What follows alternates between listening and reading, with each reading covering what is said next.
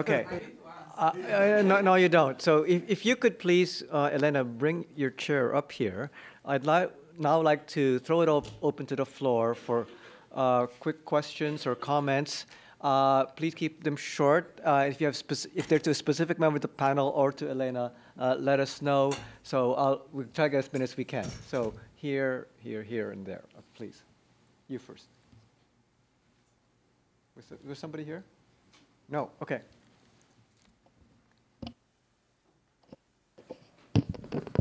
Thank you very much, and sorry I'm forced into kind of an awkward position here. So my name is Matt Morton. I'm the Social Protection in Labor, and it's a very timely topic for me, and I remember reviewing the report early on, Elena, and it was very useful. Thank you. So right now I'm part of a team that we're implementing an impact evaluation and process evaluation of a cash transfer in Afghanistan. So quite timely for us, and I think I wanted to pick up or revisit the empowerment theme that was raised by Caren and Elena and others. Knowing that we don't know very much, and maybe some qualitative evidence might suggest that conditionalities, for example, could reinforce patriarchal gender roles, so disempowering women possibly at the same time empowering girls. And then some light evidence from Ecuador and Bangladesh that cash transfers for subgroups of women could reinforce domestic violence and some of these issues. So taking this into account, we need to improve measurement, but what are the types of indicators IEG would like us to be including in evaluations, especially to have common measures across evaluations for future reviews, getting to the empowerment theme? And what are light models or intervention supplements that might be integrated, especially with like cash transfers? I mean, Chile's got a great model to engage women in employment and so on. Mexico was mentioned, but these are sort of the catalog versions. In a context like Afghanistan, what's a reasonable supplement, if you will, to an intervention or a cash transfer that might increase or provide modest boost to women's empowerment? Thank you. Another question there? Was there some? Okay, please go ahead.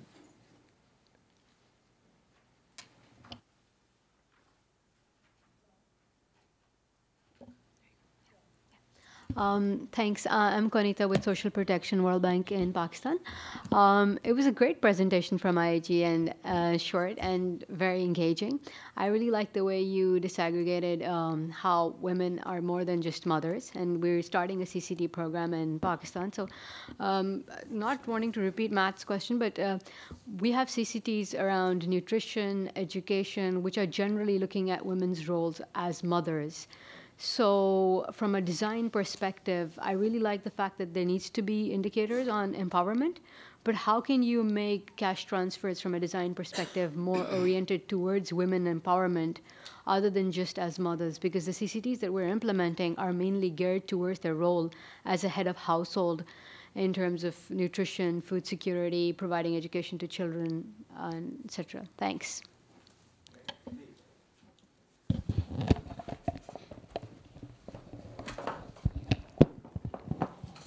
My name is Peter Mware from Malawi. Thank you for that good presentation and discussion. Mine is not a question, but a comment. I want to comment something on the findings where there was poverty reduction and the women empowerment.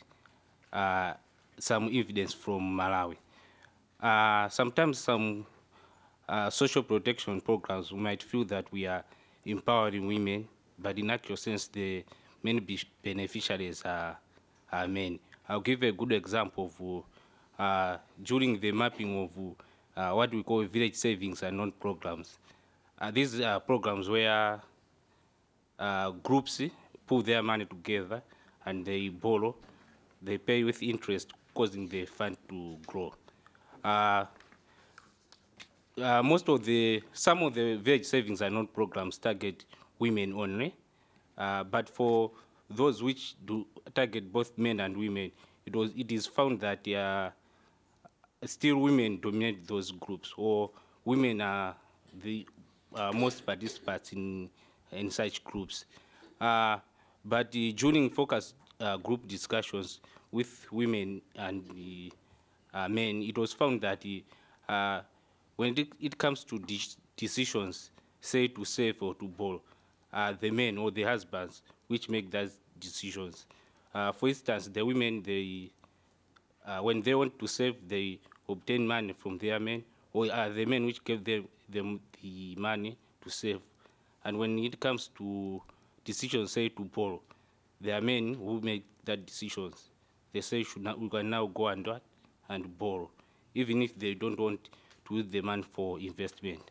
So for this, like such programs, we might feel that most participants are women, and they are the one who are doing good in such programs. But in actual sense, it's men who are the actual participants, because they are the ones who save and what? Borrow. Thank you very much. We're running out of time, so what I'd like to do now is go back to the panel and Elena. There were questions raised about what are practical indicators of empowerment.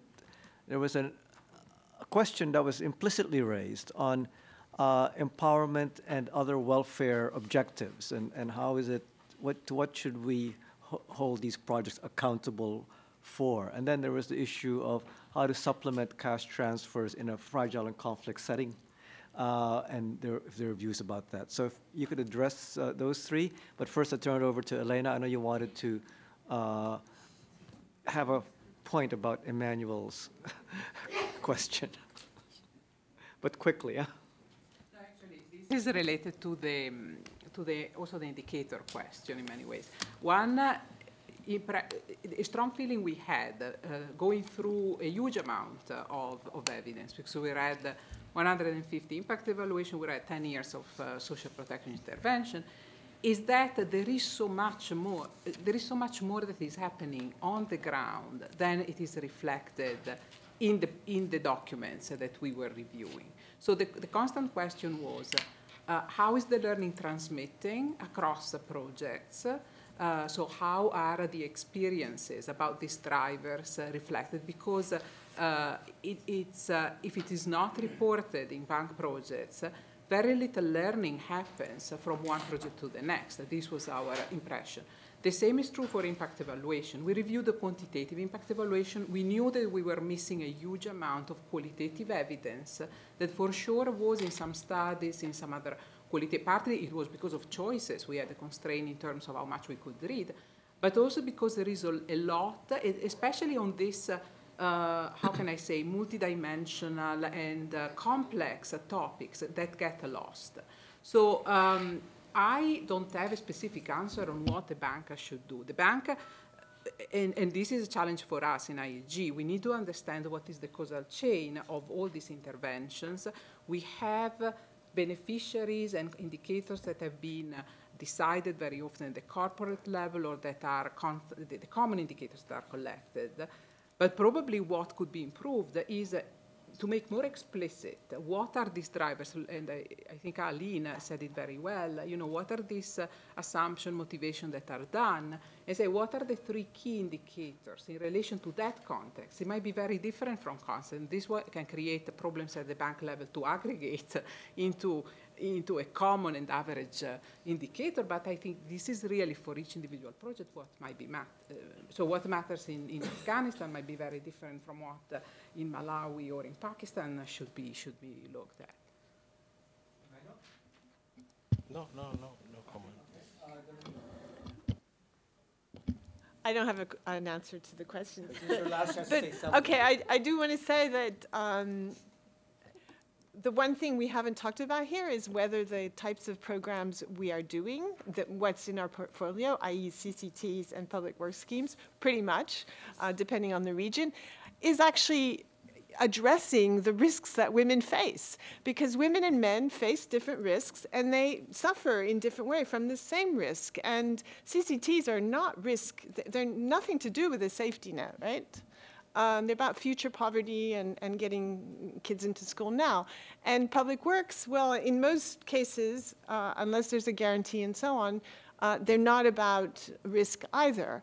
So I think that's one of the things we also need to think about. Thank you.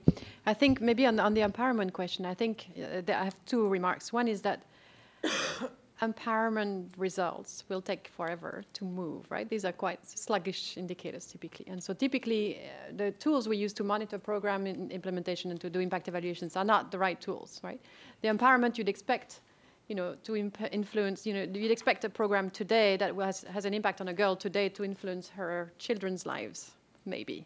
So I think there's also a question of timing of the impacts that you can expect reasonably within 3, 4, 5, 10 years. And the other question now regarding how to make CCTs better for empowerment, I mean, frankly, if your objective is women's empowerment, I don't know that that's the right tool for it. I mean, that's a huge question I would have. And so let's not make them a Christmas tree. This is Christmas season. This is not the solution to every single problem of humanity. And, it has to be focused on its objective. And if it starts having 2 or 3 objectives, a conflict will occur between these objectives. And so, you just have to define it and stick with it. No, I just want to come back to this point of Aline of what is your objective there? And Elena started by saying the social safety nets, it's about poverty reduction. I have some issue with that, but if it's poverty reduction, does it matter that the woman is in a household where she submits to her husband, her mother-in-law? Or does it matter that she's in a household that is at the extreme the extreme bottom of a very unequal society? I mean, yes, inequalities and discrimination compound, but sometimes the differences between households are much larger than the difference within the household, and what you want is to improve the status of the poorest in society, right? So that's where we need clarity. And I think then the other point is that of the risks, the point that Dominique made. And in the bank, we are moving, at least in Africa, we're moving the conversation of humanitarian development, managing disaster, safety net, human capital investment, and that continuum. I think there we have a lot to learn, and especially in a lot of countries where there are conflicts, where there are natural disasters, the impacts are going to be really different on men and women, on people that have different roles within the household, and if we want effective interventions, we'll need to understand that. But I think there is a lot of traction, and there is a lot we can learn about providing safe environments for women in emergency that maybe we could apply to some of the stuff we do in the more classic safety nets. And I'll stop there. Thanks very much. I think we have a very rich set of issues here which we could go on for, but unfortunately we don't have time anymore. Just let me leave you with just 3 points that I take away from this discussion.